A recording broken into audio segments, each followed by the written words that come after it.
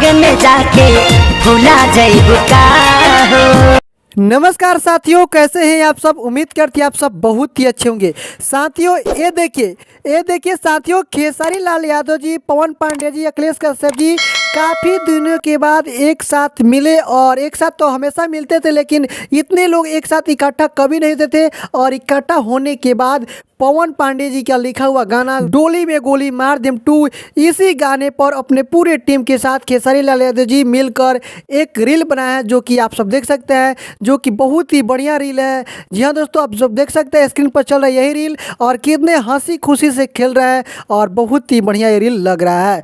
तो दोस्तों ये पूरे टीम के साथ खेसारी लाल यादव जी आज काफ़ी दिनों के बाद रील बनाए। तो ये रील को देखने के बाद क्या आप सभी को समझ में आ रहा है कि कुछ फिर से एक बार नया बवाल होने वाला है। जी हाँ दोस्तों, बता दूं कि आप सभी को फिर से एक बार अखिलेश कश्यप और पवन पांडे जी का लिखा हुआ गाना एक बार बहुत ही जल्द जी हाँ 1 मंथ के अंदर भी बवाल करने वाला है, चैता सॉन्ग होने वाला। जी हाँ दोस्तों, तो दोस्तों इस अपडेट को सुनने के बाद आप सभी का मन कैसा हुआ एक बार कमेंट सेक्शन में लिखकर जरूर देगा। तो चलिए दोस्तों, फिर से मिलते हैं एक नई वीडियो के साथ। तब तक के लिए टेक केयर, बाय बाय।